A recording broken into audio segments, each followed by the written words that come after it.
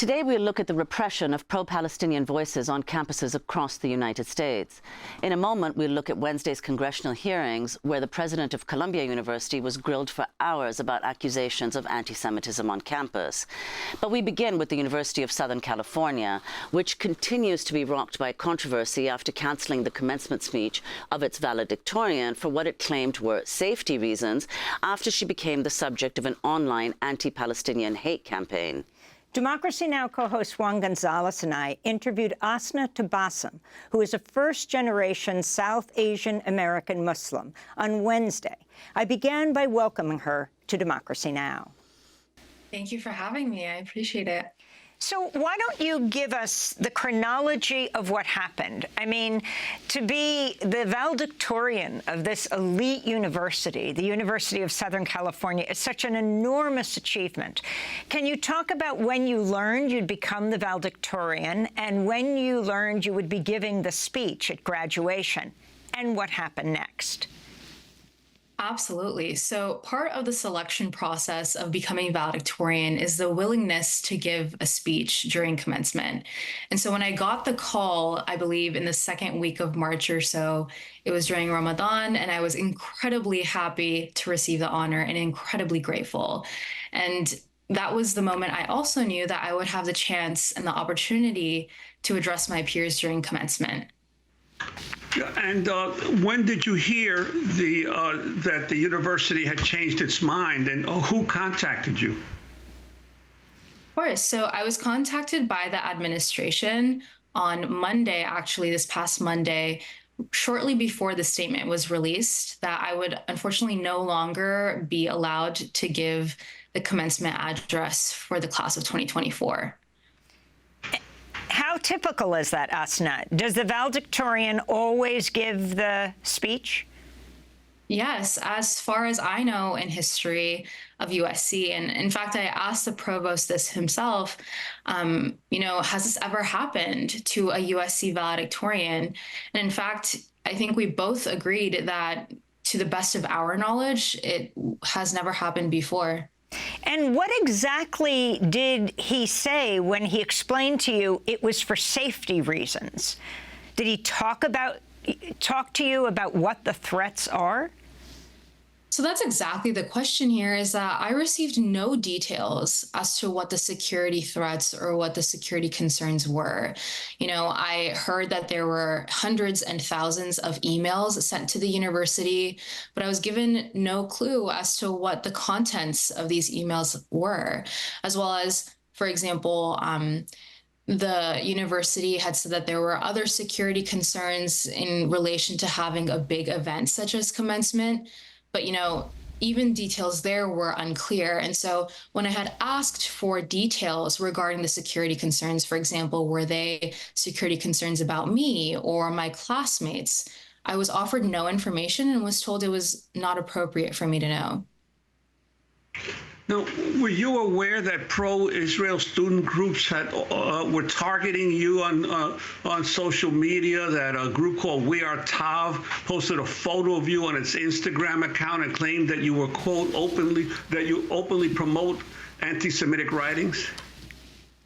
It's honestly heartbreaking. Yes, once I was announced on social media through USC student media, it only took a few hours before such posts began circulating.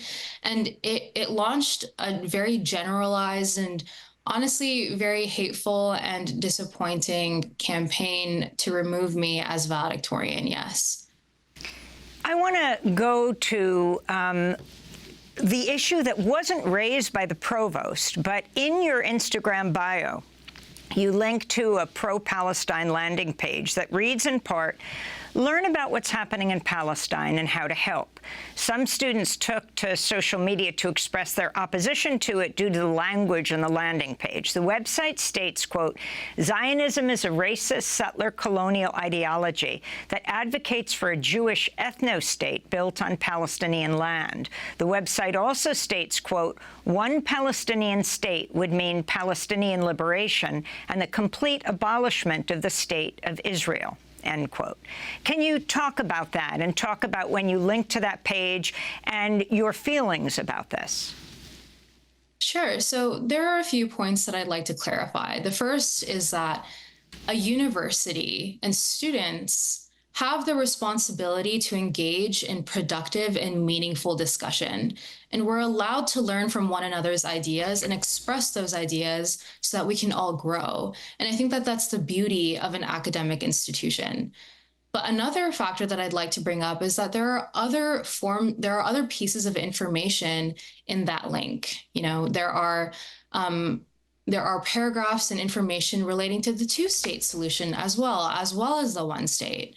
The sentence right after the one you just quoted talks about coexistence between Arabs and Jews. You know, there's a lot of factors here, and my goal in putting the link in my bio is simply to inform my fellow peers in the small ways that I can. But ultimately, what I want people to take away is for people to inform themselves, come to their own conclusions, and then advocate for what they believe in. And so in no way am I advocating for hate. I'm only advocating for human equality and for the sanctity of human life when I say that Palestinians, as well as Jews, as well as Muslims and Armenians and anyone else who is invested in this conflict has the equal right to life and the equal privilege of the fullest extent to life.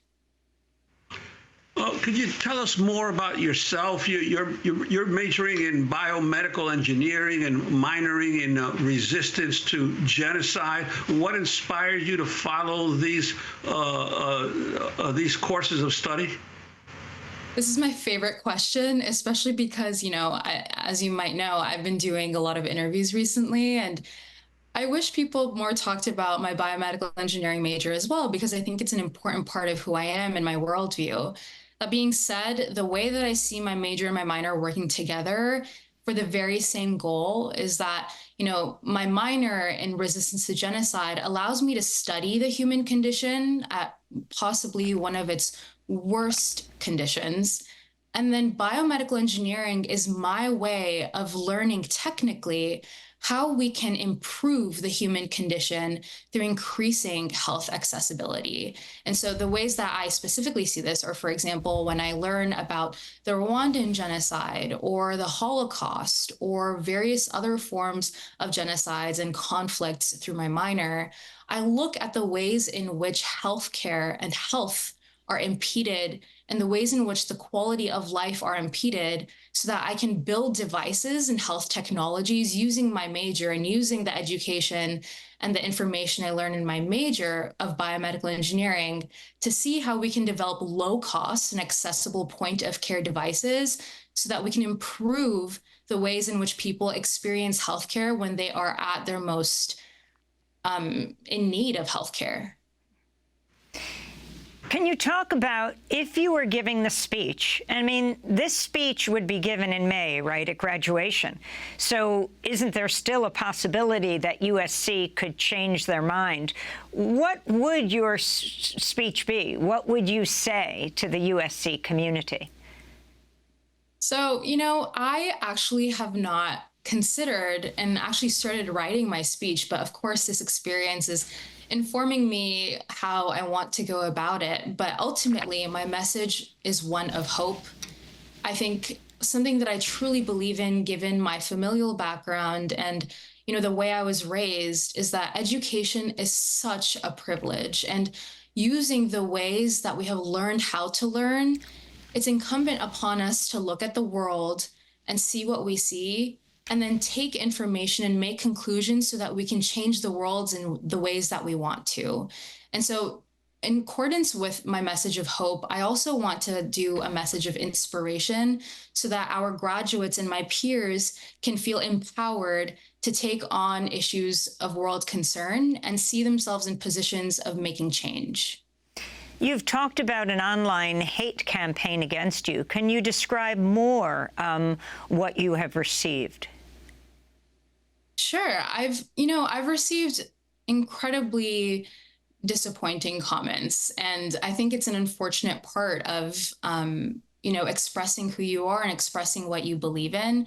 But I do want to call attention to the overwhelming support. And I think that anybody who is watching this unfold is seeing that various communities, from Muslim communities to Jewish communities to South Asian and first-generation American communities, all coming together to see this as something bigger and as something representative of a collective voice. And so, while there is hatred out there, I do want to give my kudos to the people who have been seeing the inspiration and seeing the hope as this unfolds.